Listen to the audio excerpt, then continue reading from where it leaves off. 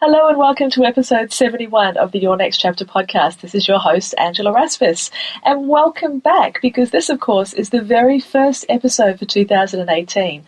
After a long exhale and break, I'm back with just loads of energy and some fantastic interviews, wholehearted conversations, and even live coaching and mentoring calls coming up on the program. And I'll let you know how you can apply for one of those and be in the hot seat with me. But we get started this year with the most phenomenal wholehearted conversation. Now, you may have heard of Barbara Stanny. She's now known as Barbara Hewson, having just taken on her husband of more than 10 years' name. Now, Barbara has powered her way through empowering women around finances, around wealth, and around purpose. I first discovered her Overcoming Under-Earning and the Secrets of Six-Figure Women quite some time ago, and got very excited by what I learned and then share with my own clients within those pages. But then there was a breakthrough, a brand new style of book that Barbara released a couple of years ago called Sacred Success, A Course in Financial Miracles. Now, it's on my Kindle and I have eaten it up. I've absorbed its wisdom into my core. And so when I found out it was coming out in paperback, I approached Barbara and asked if we could have a conversation, and I was delighted when she accepted. Now, Barbara approaches wealth creation and women's empowerment around money in perhaps a very different way to what you're accustomed to. The inner work, the outer work, and the higher work of wealth. All of these boxes need to be ticked. All of these processes needs to be worked through for you to come to abundance in all areas of your life. She defines sacred success as a way of overcoming fear and pursuing your soul's purpose for your own bliss and the benefit of others while being richly rewarded. And that, to me, sounds very much like my own philosophy towards next chapter businesses. Now, like so many next chapters, Barbara's was built on skinned knees, and I can't wait for you to hear the journey from receiving a tax bill for $1 million at the age of 39, closely followed by divorce and needing to suddenly step up and take care of her own children. The journey to sacred success for Barbara has been truly inspiring, and the wisdom that she shares with us in this conversation, I believe, will be truly inspiring and empowering for you as well. So let's get into it, shall we? And listen to what sacred success is all about. Inspiration, clarity, confidence, and wholehearted business strategy. Welcome to Your Next Chapter, the podcast especially for women in their 40s and beyond who know that business and personal development go hand in hand. Tune in each week for marketing, mindset, and personal growth strategies, along with inspiring stories from women around the world who are creating new businesses and lives that are personally fulfilling and financially rewarding. If you're looking to create a business and life you love, you're in great company. Let's find out what will unfold in your next chapter. I'm your host, Angela Rasmus, and I'm so delighted that you're here. Hello, lovely Next Chapter listeners. I have an absolute treat for you today. I'm having a wholehearted conversation with the lovely Barbara Hewson, formerly known as Barbara Stanny. Got a wicked sense of humour. We just had a little bit of a joke about the artist formerly known as. And so that's getting us off to a great start here. Now, I'm an enormous fan of Barbara's work, and I cannot wait to share the wisdom that she has blended and evolved over her own next chapters to be the powerhouse that she is today in the world for women just like us. Barbara, thank you so much for making time to talk with me today. Oh, thank you for asking me. It's exciting to bring women together when they can hear new ideas from someone who has immersed themselves in a particular area. In your case, that mission of really inspiring and revolutionizing women's relationships with money. But here in Next Chapter World, we know it doesn't always start at the end. You had chapters before then, things that have informed, the teachings that you're doing today. So I'd love to just delve back before we spring forward and find out, where did your journey begin to this place of really empowering women around change and finances? So I grew up wealthy. My father was the R of H&R Block. Do you have that in Australia? Yes, we do. Yep, okay. I know that one. So his only advice to me about money was, don't worry. which I thought was great advice. I didn't want to worry. But under that was the unspoken assumption there'll always be a man to take care of you. So, hey, I thought that was great. And indeed, my father took care of everything, and then I married a man who was a lawyer, and then he became he went to work for Block, and then he became a stockbroker. So he was perfect, right? Well, what I realized very early in our marriage is he was a compulsive gambler. And over the course of our marriage, he lost almost all of my money. And I let him manage it.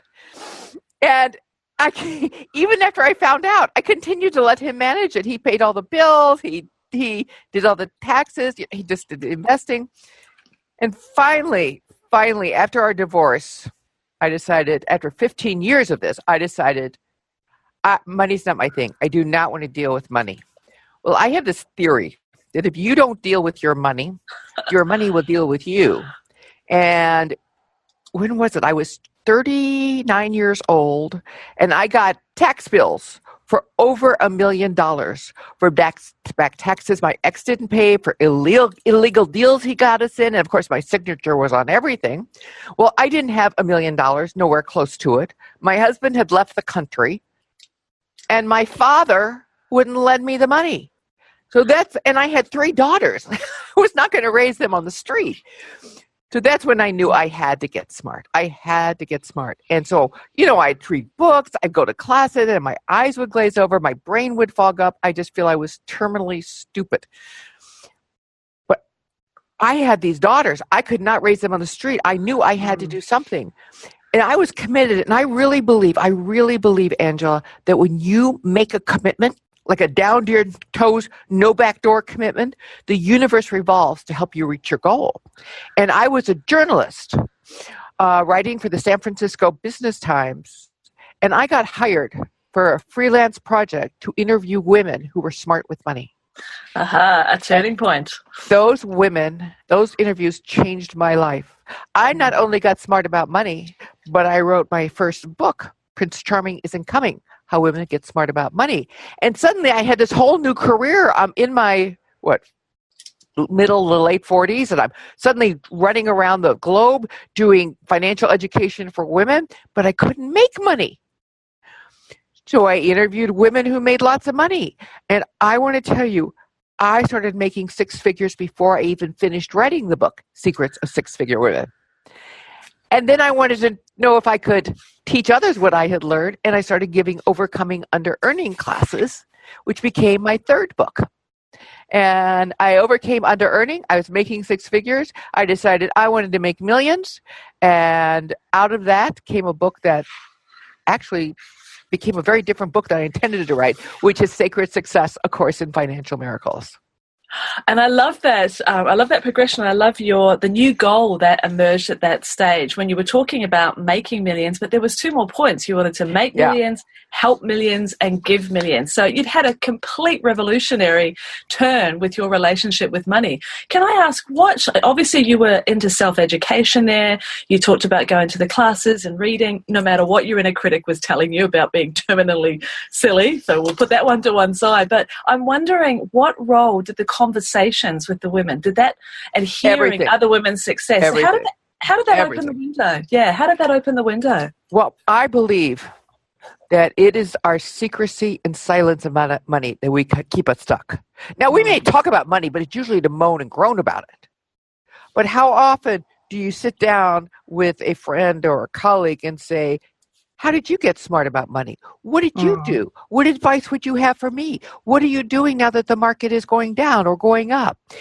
And so what these women did for me is they were role models. I really thought that making and managing money was a man's job. These women not only were managing their money, but they were doing it very differently. What I realized is that getting smart or smarter about money, because it never ends, is a 3-pronged process. The outer work, which is knowing the difference between a stock and a bond or how to negotiate for a raise. If those things are difficult, which they were impossible for me, Then we need the second prong, which is the inner work of wealth. And that is your attitudes, beliefs, and decisions you have about yourself and money that may be holding you back. And the third prong, which I believe is the most important for women, is what motivates us, is what's called what I call the higher work of wealth. And the higher work is the spiritual aspect. It is, I believe we are all put on this earth for a reason. And we cannot possibly follow our purpose and play full out if we're struggling to make ends meet, if we are spiraling in debt. So I think that it's not just having more money, it's what we can do with our money to make a difference in the world. And that is the higher work of wealth. That is so powerful. There's so many questions that are buzzing in my head, but I'm gonna grab one of them that's sitting there now, because I love your definition of sacred success, and you were really opening that and touching on that when you were talking about that higher work of wealth. Can you share with us how you define sacred success? I will. Let me just give you a little backstory. Yeah. So I thought my book, Sacred Success, was going to be a story on, because I woke up one night and I thought, wait a minute, I make 6 figures. I want to make 7, 8 figures. I want to make millions, help millions, give millions, as you said. And so I started interviewing women who made millions. And what I realized is it wasn't the amount they were making. It was how they were doing it. That they were making these outrageous sums in a very different way than the world or men model. And what I saw is the game they were playing is what I came to call sacred success.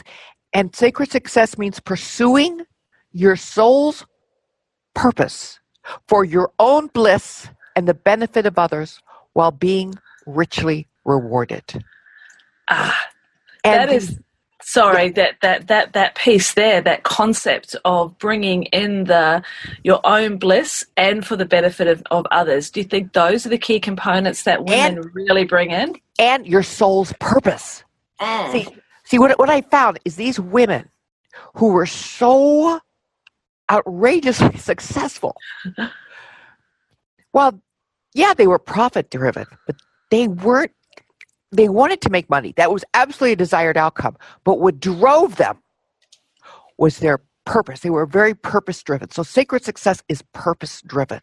And it was by having a very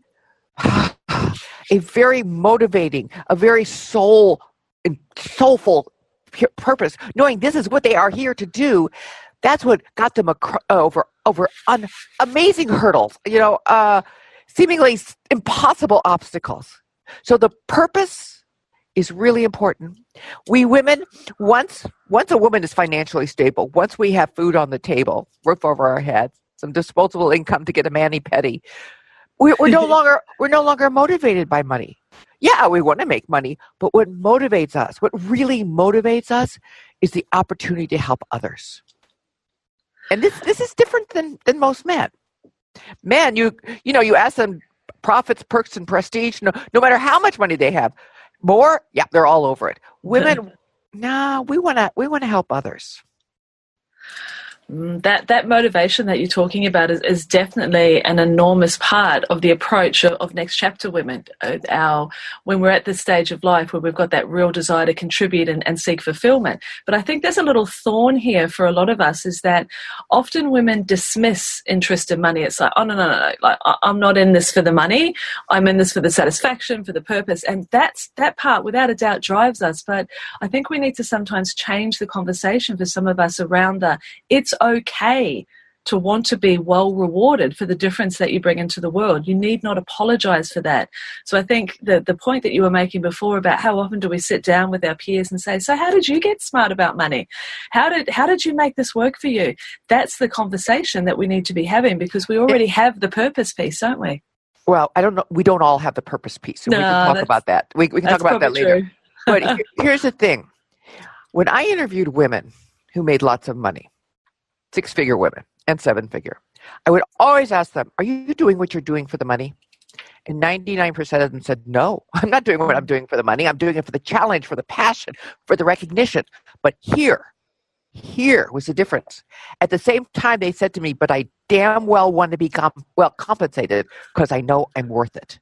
Yes. And so it's not about money. Money simply reflects our value. It's valuing ourselves, and money is just a reflection of our value. So it's that, and when we are talking specifically about sacred success, because I want to dig down into the book with the different parts, and one of the pieces in there that you had referred to, I'm just looking at my notes. Low self-worth is the culprit in most financial inertia, is how you described it, and that's what we're talking about here. And I have an enormous belief that so many of the things that hold us back as women, be it finding our purpose or inverted commas, charging what we're worth, and lots of other pieces, comes back to that self-worth piece. Can you talk to that and what you discovered there? Yeah, it's so funny. Practically every successful woman I've interviewed has said the same thing, almost verbatim. Men in the world of work, they walk in feeling entitled, and they are sure everybody sees it. Women in the world of work, we walk in feeling flawed and sure everybody knows it. So men will take more risks, and we will hold back.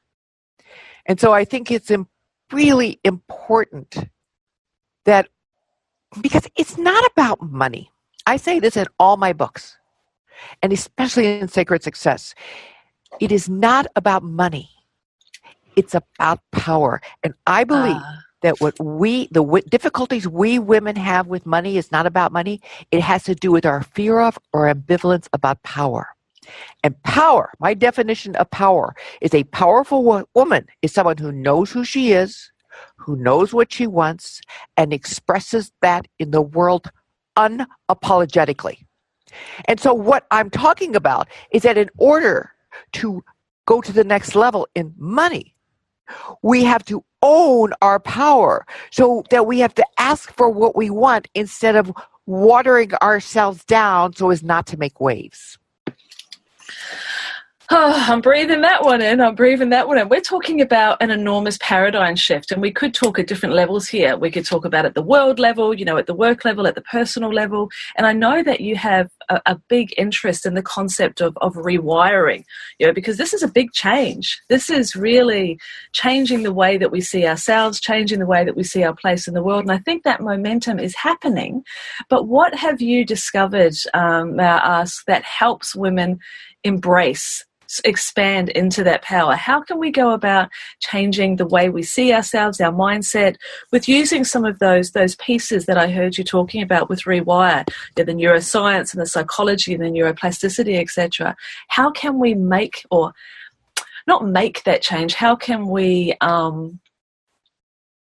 help that change come about? I've lost the words, but I'm sure you can fill in the gap. So I've been doing this for 40 years, but specifically specializing in women and money for 21 years. My first book, Prince Charming Isn't Coming, came out 21 years ago, and it's still selling, which is amazing. But always something has bothered me. I have worked as a coach in shifting women's behavior with money. Their whole relationship, their whole attitude, their whole mindset. And something was missing, and it's been bothering me, and I couldn't figure it out. And I finally last year found the missing piece. And so it was neuroscience, which is the study of the brain. So when you put neuroscience, the study of the brain, with psychology, the study of the mind, and you figure out, and you can understand how those two can work together, because you cannot change your behavior if you don't change your brain, the neural pathways. You cannot change those neural pathways unless you change your thinking. And the spiritual piece, particularly the Course of Miracles is a spiritual book, I suppose you would say, that really is a course in mind training. And that, to me, has been the most valuable resource for rewiring our brains.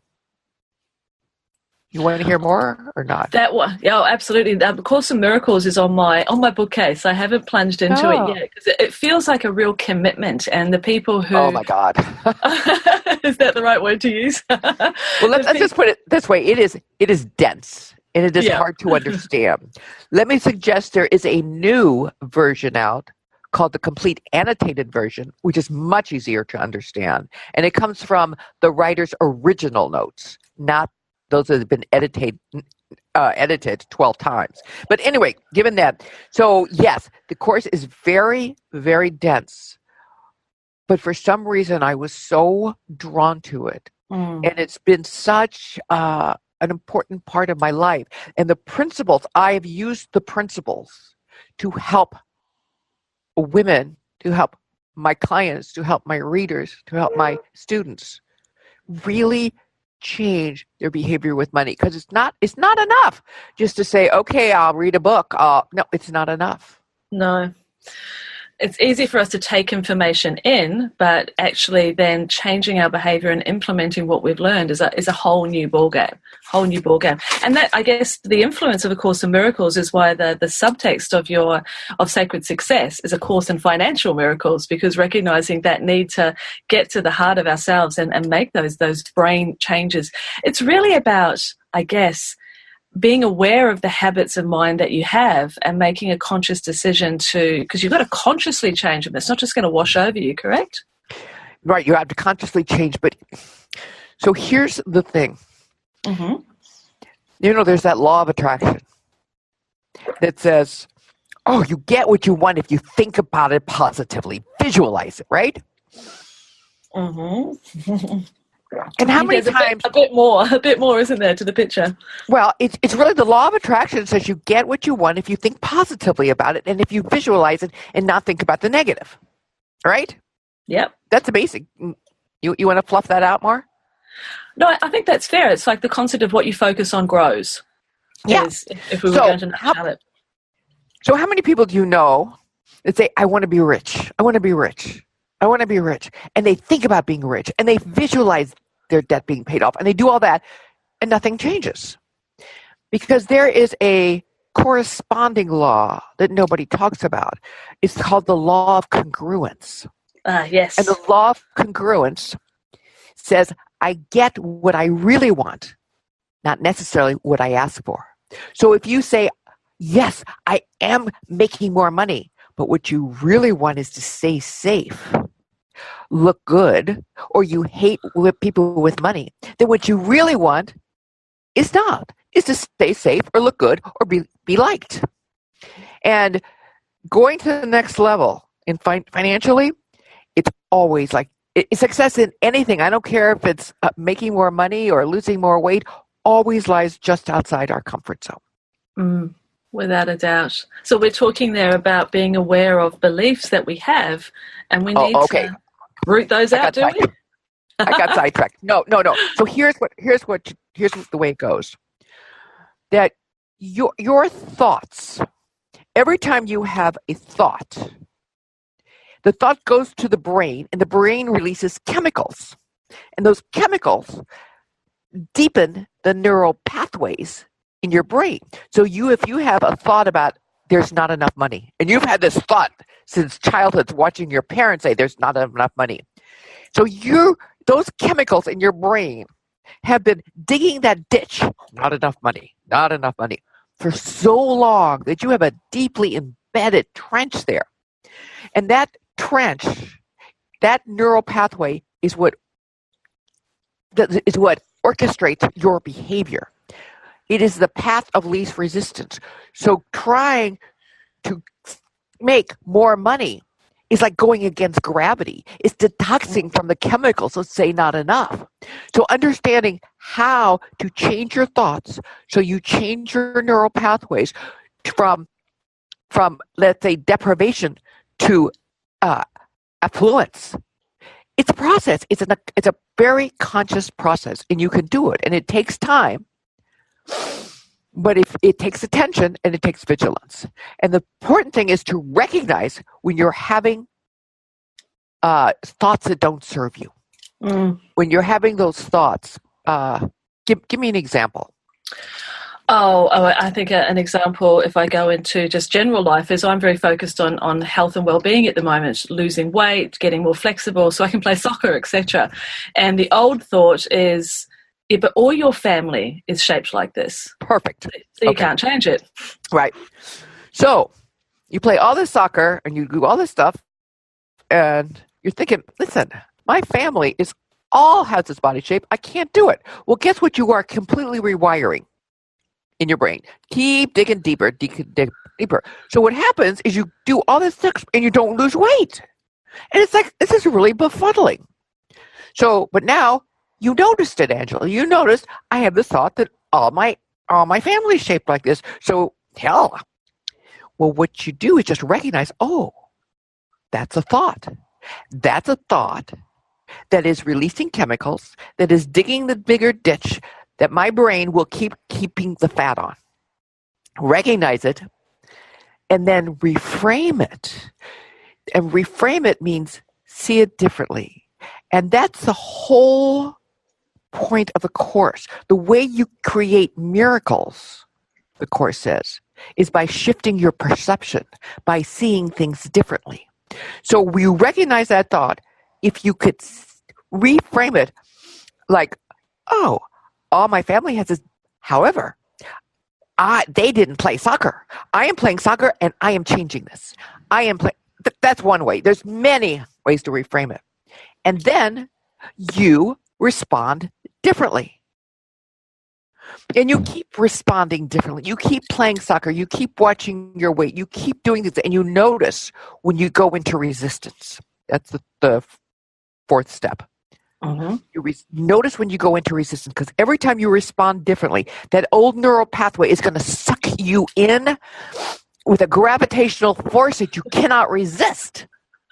I'm getting such visuals in my head as you're describing this, sort of you're peeking out of the trench and seeing the hope of a new trench over there and being swept back into the old one when you're not vigilant. Exactly, and it sweeps you in there, and so you come from a game of soccer, and you see this ice cream store, and you say, "Oh, I had such a good game, and I worked so much. I'm going to have that ice cream Sunday." And unbeknownst to you, you are actually engaging in dysfunctional behaviors that will sabotage your goal. So the more you can be aware of your resistance, resist your resistance, and we can talk about that in a little bit, resist your resistance and keep responding differently. It's the repetition that rewires the brain. Absolutely. I think I've got a name for that now, Barbara. We're going to call it trench brain. When I'm having those self-sabotaging thoughts, I'll think trench brain, and then I shall redirect my thinking. Okay, Angela, I'm quoting you on that. In my next book, I'm going to call it Trench Brain, thanks to Angela. Awesome. Well, hey, I've got all your books. I'll look out for that one too. So it's possible. It is absolutely possible for us to break the habits of a lifetime, to rewire our brains, to start choosing new thoughts and therefore having new results and having a different approach. We hear that, but when you actually put it into those simple steps, that simple language, it does take vigilance. We know resistance is going to come up.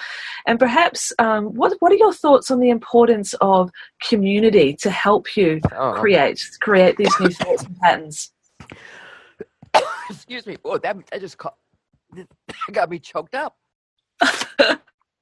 Sorry about that. I'll pass water through the screen. No, I got my water. So community for women is crucial. It is absolutely crucial. I've seen it for every woman I interviewed. I see it in my life. You see it in your life, the work you're doing, because we women are so relationship oriented that it's really important that we have support, that we have a community of support. And the support could include our cheerleaders, could include role models, what I call way showers. You don't even know them, but they're providing the examples. They could people who are doing what you want to do, playing the game that you want to play. And it's really important to hang around with the people that are playing on the level you want to play. And one thing I found that under-earners tend to hang around with pessimists, with worrywarts, with other under-earners, not because they're bad, but they're scared. High earners, they gravitate. They find people who are playing at their level. They ask for mentors and support. And this was critical. It's interesting that that concept, if you're in a place where you don't want to be and you're not, I guess, not ready or haven't been exposed to the idea that it is possible to change, having the reinforcement that I'm not the only one in this not great place is actually quite comforting. So stretching, getting, as you said, successes on the other side of the comfort zone, actually making that conscious choice to change our environment is incredibly important to support the changes that we need to make. Well, that's how it happened for me. I mean, Luckily, I was a journalist. Luckily, I was hired for a project. Luckily, I got to talk to, 40, 50 women who were good with money. And it's like, wait a minute. If these women were doing it, hell, I can do it too. And not only that, but I saw how they were doing it. I learned how they were doing it. I love the concept of the way showers is something of yours that I've actually shared with my own clients and audience in the past, because I think it's vital. Sometimes we can have the triggering effect. We see a way shower and we go into comparison and we feel less than. But if we can be conscious of the thoughts that are serving us or not serving us, we could see a way shower and go, wow, look what's possible, which is what happened with yourself. And then we have to fill in the gaps of knowledge and take action. But it's that optimism that sits there in the first place of it's possible. I can see other women doing it. It's possible. That's the really exciting part, which is why I think community is so important. And I have a Next Chapter community, both a private Facebook community, but also I run masterminds where that's my favorite way of supporting women in business growth, because the relationships and the support they give each other is just magical. It's so valuable for us as women, methinks. 100%. 100%. If you did nothing else but join your mastermind, people's lives would change. Oh, thank you. It's definitely, I'm committed to it. I see that all the time, and it's not just in the business side; it's the life side as well. Because we can't have business development without personal development. I mean, the two of them just hold hands and skip down the street. In fact, especially for women, because for women, success tends to be a very emotional process. Not so much for men, but for women, yes, it tends to be very emotional. And I learned this from high earners. And one thing I learned from high earners is the thing in the workplace, you often have to make some very, very tough decisions that often have, negative effects on other people. You have to be tough in negotiation. You have to fire people. You have to fire clients, that are divas. You have to do these things. And this is really hard for women. And every successful woman I've ever met, I've ever interviewed, has said to me some form of, there's a little girl inside me that just wants to be liked. Oh, this is a biggie. Me too. I have never met a woman that wasn't truthful and didn't say there's a part of me that just wants to be liked. But they were so committed to their purpose.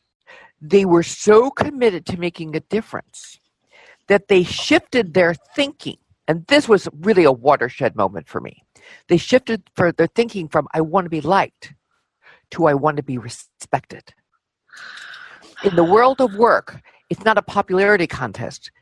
You want to be respected. But at the same time, these women had what I called, not they didn't call it this, their love nest. That was their love nest were there people that my love nest is my children, my husband, my bestie friends, certain family members, people who love me, even if I am a little girl who wants to be liked, even if I am seriously envious and having a mental breakdown, I can go to my love nest. You don't do that with workplace colleagues. No, I think that's the second time that I've come across that concept. I love the way you describe it as the love nest. That just, it feels the warm and fuzzy. Another author whose work I love much like yours is Brené Brown, and she talks about how pull out your piece of paper. It should have a few names of the most important people whose opinions really matter. And the relationships that'll be there a long time. And I love that thought. I'm going to sit in my love nest and read my piece of paper. I've just combined those two. in one of my books, Overcoming Under-Earning, there's actually a chart where how you can list your support group. Who's in your support group? And it's broken down into different categories. And one of the categories are cheerleaders. And these are just people who are saying, you go, Angela. The other are sounding boards. These are friends, family you can talk to, and they will listen and they will support you. They may not be on the same path, but they can be your sounding boards. The others are the way showers that show you, that model.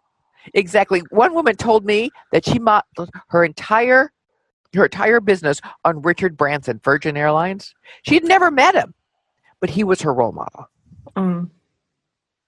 Well, it's not a bad one to role model on. But yes, okay, so we've got the cheerleaders, we've got the sounding boards, we've got the way showers.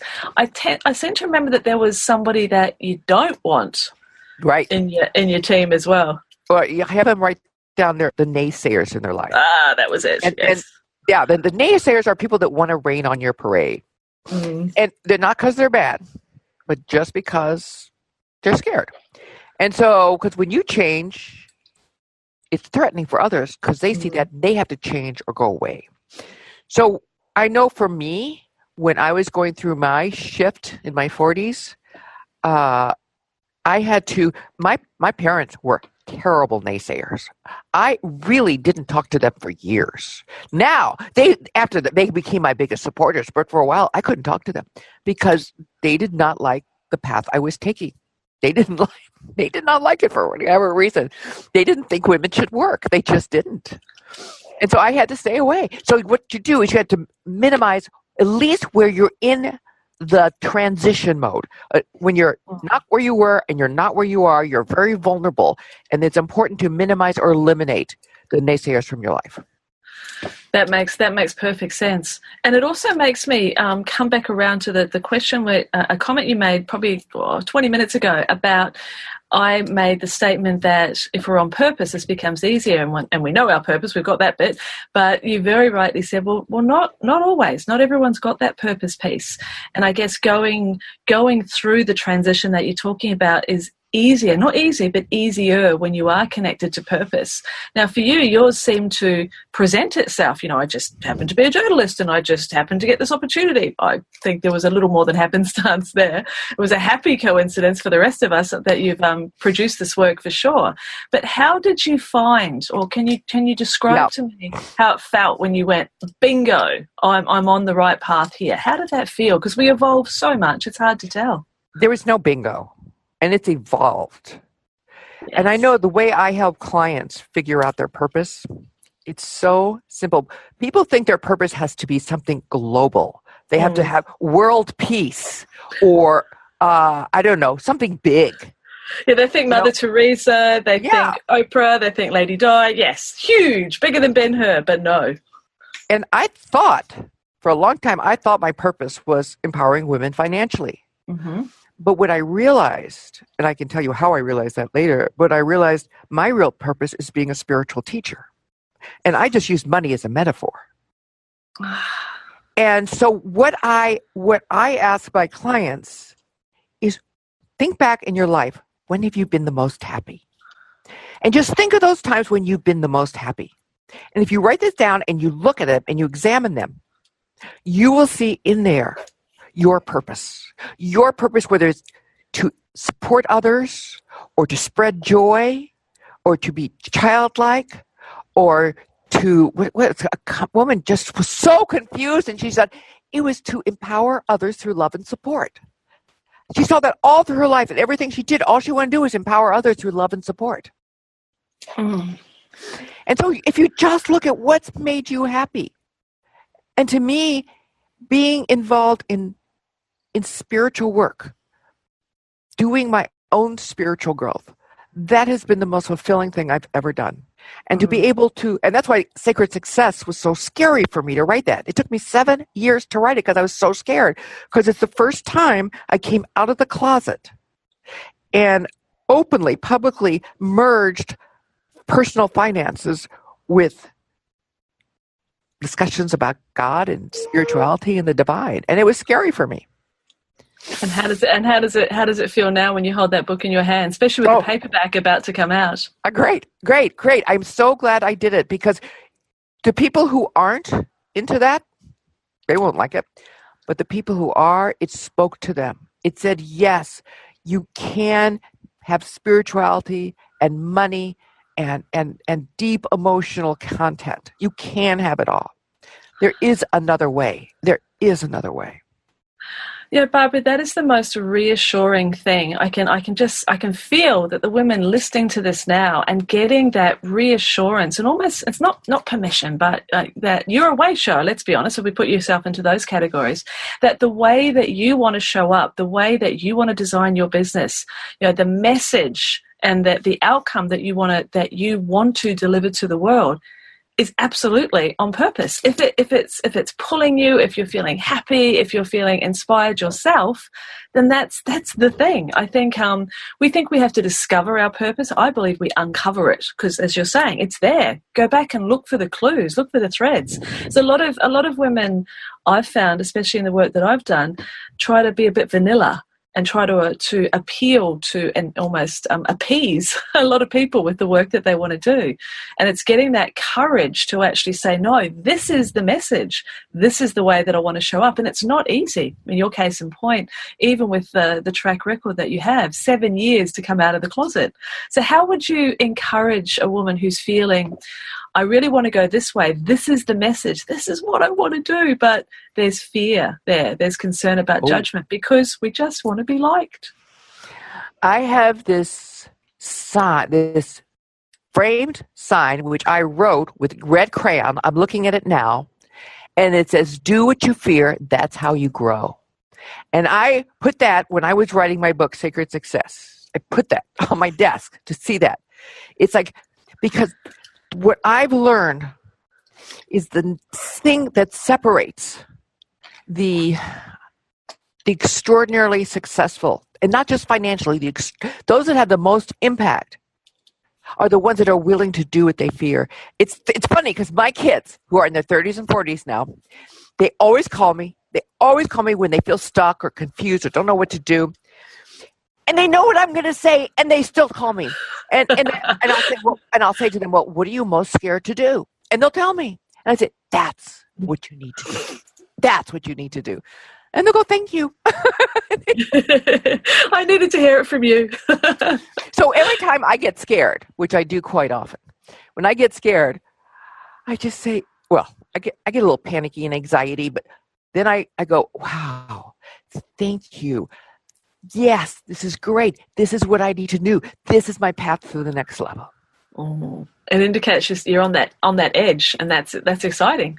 I often think that fear comes up when it matters, because if you don't care, if it doesn't matter, then you're not going to get scared. There's going to be this toss away attitude. So fear to me is definitely a signpost that, yeah, you're on the path. I share that perspective. It doesn't make it, having that knowledge doesn't necessarily make it easy to jump, but once you've jumped once, the second jump gets easier. And if you've got that community around you with those cheerleaders and the way showers and hopefully not the naysayers, those jumps become easier, don't they? And I guess that starts to cure trench brain. Okay, so ideally they would get easier. And maybe for other people they get easier. But it depends on how jump that is. Like for me, I've written, Sacred Success was my 7th book. Okay, 7th book. I've always been scared to write books. I'm scared. I'm starting a new book and I'm scared. I still haven't started. But so if I'm going way out of my comfort zone, or if I'm going against a childhood belief, it's still scary. It is still scary, which is why people need leaders like you who have masterminds, who have support groups. We need our girlfriends. We need our love nest to support us. We do. And I think that distinction there is something that I really want our listeners to understand, is that there is no such thing as being fearless. There is no such thing as, well, I used to be scared, but now it's just a piece of cake. It doesn't work like that. I think that I think it gets easier to work through the fear because you recognize what's on the other side. But the fear itself, it's coming along for the ride. It's just not allowed to take the wheel, as Elizabeth Gilbert says. You know, it's there. It's always there. And I mean, even speaking with my daughter the other day, something she was doing at school, and she felt the fear, and we had that discussion around, well, it's because it's important, darling. That fear is part of your process. it's part of the inspiration to move forward. And we have those discussions, and hopefully she'll remember that when she's 30 and calling me back. What a good mother you are. It was a really revelation to me when I started interviewing women for my book, Secrets of Six-Figure Women. I expected these women to be confident, and they were. They were very confident. And but as we got deeper and deeper into the interviews, I saw how all of them struggled with fear, struggled with self-doubt. How many of them felt like a fraud and were afraid others were going to find out. I thought, oh my God, this is like me. But the difference between them and me is they didn't let that fear stop them. Yes. I agree with you, Angela. There is, for women, at least for women, there is no such thing as fearless in the world of work or in the world, period. I guess that's that very famous, very old book now, Feel the Fear and Do It Anyway. I mean, it's good advice. It's not easy sometimes when you're quaking and shaking, but I think I love the concept of having a fabulous file. And I talk about this with my clients. And your fabulous file holds evidence of your fabulosity, basically. It can have testimonials and feedback, etc. But it's also important to have those personal triumphs. When you felt the fear, when, trench brain was looming large, but nevertheless you took action, because every little step just increases that personal confidence a little bit more. Every little step builds the new neural pathway a little bit more. That's it. Yes. So it's. I guess I look at it like there's a great big field or jungle in front of you, and to go down that old neural pathway is easy because there it is. It's like the path is cut. You got to get a machete to start going down the other pathway. So it takes effort to get over that initial inertia. But geez, it's worth it, isn't it? In the end. Angela, I think you're terrific. I just had to say that. Oh, well, thank you. There's mutual admiration going on here. Absolutely. Well, can we talk about, in the time we have left, because I know you've got lots happening in your day, Sacred Success, the book that was birthed from you over a 7-year period when you really, as you said, came out of the spiritual closet and combined these together. I think that's why it spoke so deeply to me, because it wasn't just the mechanics. I understand that there needs to be mechanics of wealth, and it wasn't just the inner work, the psychology, the way we look at money. It brought in the spiritual aspect as well. So it's this beautiful trilogy. And if I can share just for a moment, that what I read was that the aims of your book were to reveal the feminine face of power so you can leave your legacy, to guide the reader through this rite of passage with exercises and visualizations and examples, and to ask the question, are you ready yet to help save the world? I mean, I'm just like reading that again, getting goosebumps. So this book will absolutely appeal and resonate with and connect with my audience for sure, us women who are moving into our next chapters. Can you talk to me about, we've got these 3 sections. Part 1 was the problem, and then we went into part 2 as the process, and part 3 is the power. Could you speak to those points and what you feel are the most important things for us to whet our appetite with before we dive into the book? Let me just say that I've always seen that becoming financially savvy, becoming financially stable has been a rite of passage. It's a rite of passage into our power. It's not the money we earn or we build. It's who we have to become, the person we have to become. And that is what I wanted to get across. And well, let's see. Where else did you want me to talk? I'm kind of lost my train of thought here. Oh, sorry. There's so much that I've got written down here. I can't help myself. So this idea of power. Let's start there. That power, as a word, sometimes doesn't fit, or doesn't sit rather comfortably on our shoulders. Women can say that they don't want power. Perhaps their associations with what power means puts them off. Can you talk to that new feminine model of power?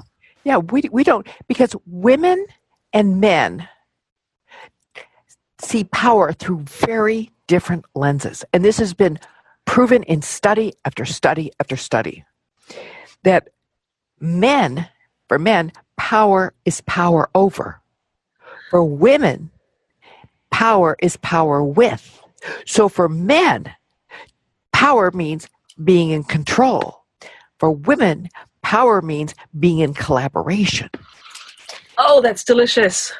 And so if we can understand power from our perspective, and that it is just as legitimate, and that it's in fact necessary, because I believe that when enough women step into their power and become financially savvy and financially affluent, we have the skills, the values, the vision, the sensitivity, and the resources to heal this planet, to change this world. And that's what this is all about. And I think we are moving into a new paradigm where it is no longer power over, it is no longer the patriarchy of male rule. And we're seeing it everywhere starting. It is going to be women in partnership, empowered women in partnership with enlightened men. And I think it behooves all of us to step up to the plate and into our power, not only at work, but in our homes, at PTA meetings, wherever we are. And again, I repeat that the definition of a powerful woman is someone who knows who she is, who knows what she wants, and expresses that in the world unapologetically. I adore that definition. That's going to be front and center on the webpage that summarizes this conversation of ours. That feels, it's a call, and it's an expression that you use, a call to greatness. Right. A call to greatness that we all feel. Can you talk about that? Because that's not ego-driven with women. There's a different angle on that call to greatness. Well, what I noticed is there's 3 levels of financial development. There's survival, stability, and affluence. Survival is not enough, stability is enough, and affluence is more than enough. To go from survival to stability, or from wobbly stability to strong stability, you have to have a profit motive. You have to. Money's good. It's a great thing. You love it. But to go from stability to affluence, from enough to more than enough, which nobody has to do, but that's the population I really am devoted to working to. Those who want to go from enough to more than enough, who want to create affluence. It's no longer about profit. Yeah, you want to make money, but profit is no longer the primary goal. Greatness is. And I define greatness with paraphrasing a quote by Fred Buchner. Greatness is that place where your deep gladness, doing what you are on this planet to do, meets the world's deep hunger. Oh my goodness, I'm sure I've heard a version of that, but not expressed in the way that you've just expressed it. It's that goosebump moment again, Barbara. Follow your bliss is That's right. Another version of that. So when I was reading Sacred Success, there was definitely this concept of responding to the call to greatness. And I think understanding that greatness is about the contribution that you can make as an individual. Like, it's different. The contribution that you're making and that I'm making in the world are connected but different. We have to tap into the thing that excites us, because I think, to me, enthusiasm is currency as well. If you're enthusiastic and inspired and inspiring about something, you're more likely to inspire other people to take action as well. And that's why when you speak so passionately about this concept of moving from survival to stability to affluence, I want to go on the road. I want to go on the journey. And that's so important for us to speak to our passions in that way. Yeah. And so I want to speak to women who really want more money. Not, I mean, that's fine. Materialism is fine. But because they know money is a tool. It's all it is. It's a tool. Just like my husband's chainsaw. It's a tool to create what you want. But you have to understand how to use that tool and respect it in order to have a meaningful life. And so it's very important to understand money. I am very interested in helping women not only understand how to, there's only three steps to creating wealth. You spend less, you save more, and you invest wisely. And those are the three things that I really want to focus on, particularly the investing wisely, because that's fun. Yes, and that's an area where I think education for the larger mass of women is so important, because we don't get it, and we often don't seek it. So we need education in that area for that that absolute financial empowerment. I think it's important because the biggest risk you and I take as women is not that we'll have our money in the market and it goes up and down, down, down. That's not the biggest risk. Our biggest risk is that our money will not grow as fast as inflation and taxes take it away. So at least part of our money needs to be in assets, needs to be in investments that grow faster than inflation and taxes. And the only way to do that is through stocks, through bonds, and through real estate. So with the understanding of those, that's the mechanics of wealth. Is that the part where you'd call that the mechanics of wealth? Yes, the outer work. So understanding that. And I think it was in Overcoming Under-Earning where, I remember I've actually got a photo I shared on social media. I was sitting on the beach, like devouring your book and telling the world they needed to read it. And some of that, that education, it works beautifully. We had the Australian sun, so we had the yellow, we had the blue of the ocean, and those are the colours on the book. So I knew I was in the right place reading it.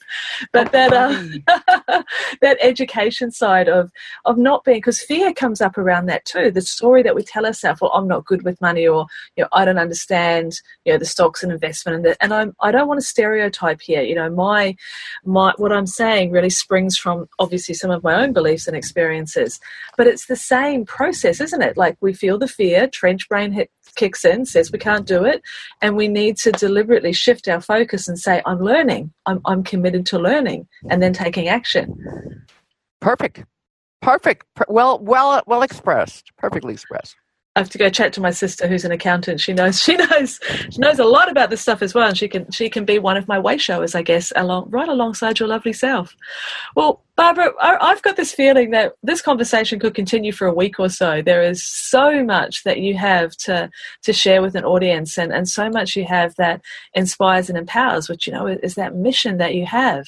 But I guess the best place for us to start, for our listeners to start, I mean, personally, I think they should get all the books, but Sacred Success, with that trilogy that we talked about, speaks to wealth creation and purpose and satisfaction and legacy and in such a new language. And I do know that we're coming out in paperback very, very soon. So can you tell us about where we find it? I don't think it's stocked straight in Australian shelves yet. I'm going to start a petition to change that. But where can we find it online so we can have this copy winging to us? You can go on any of the online, Amazon is a perfect example. You can go to my website and it will take you to Amazon. Perfect. So Amazon's my favorite. I go to Amazon for everything. Awesome. Then I shall make sure that we have the link both through to your site and also to the Amazon store as well, so that Sacred Success can sit on every Next Chapter Women's bookcase. There's my vision. Absolutely. Thank you. I appreciate that. Is there any last thoughts that you would like to leave with us, thinking of the women that's listening and feeling excited by the new possibility that you're painting, and that she can start to move from that not enough to more than enough, and align her thoughts and her life with that? She's listening to you now. How would you like to finally encourage her to step forward? Well, I think to join your mastermind. I love it. By the way, I did not ask Barbara to say that. That is a spontaneous response, which I hugely appreciate. Because excitement and fear are two sides of the same coin. So when you have excitement, you're going to have fear. When you have fear, on the other side, there's excitement. So if you can tune into the excitement, but the fear never goes away. And that's why we need our girlfriends. We need support. Yes, I agree.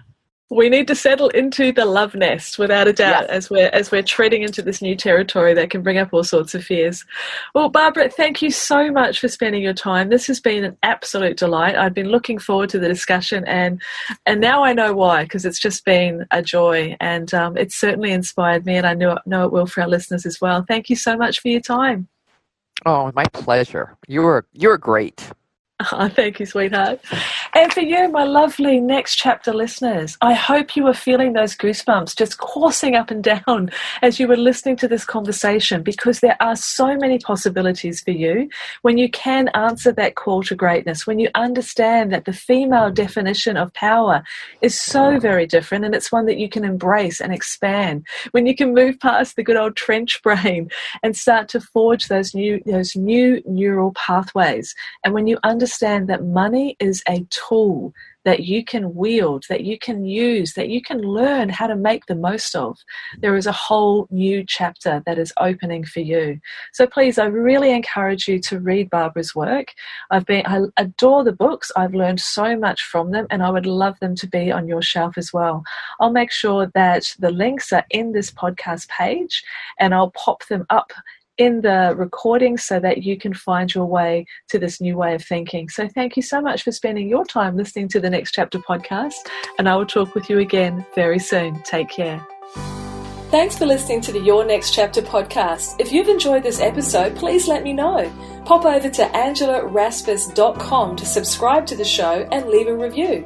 And whilst you're there, you can also enjoy valuable free resources, including show notes and downloads, along with the Next Chapter community, where you can connect with other wholehearted women on the same journey as you.